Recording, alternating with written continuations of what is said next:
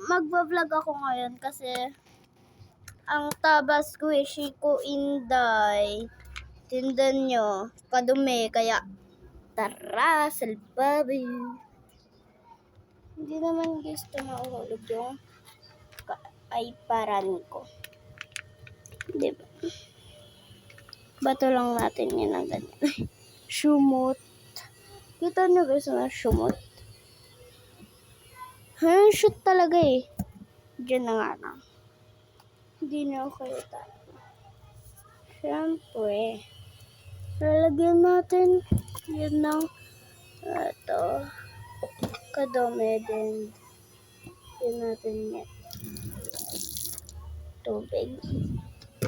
Tapos i-rub-rub na siya.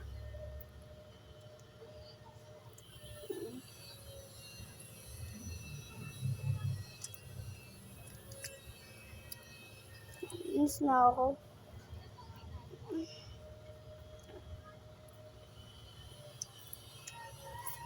Then, sobrang lakas naman ng tubig kante.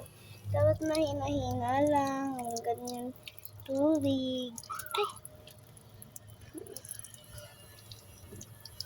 Ayan na guys.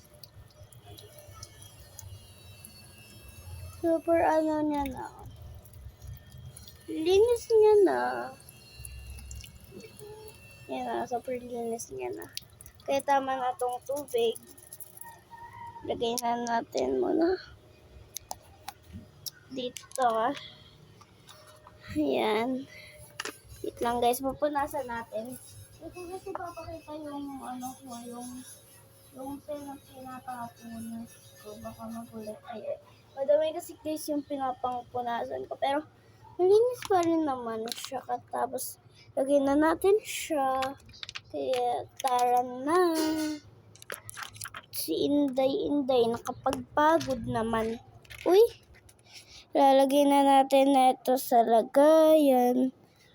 Yung pusa namin. Yun kasi yung pusa namin. Ang pangit, diba? Wala, agad-agad tumatakbo. Ito guys kasi lagayan niya.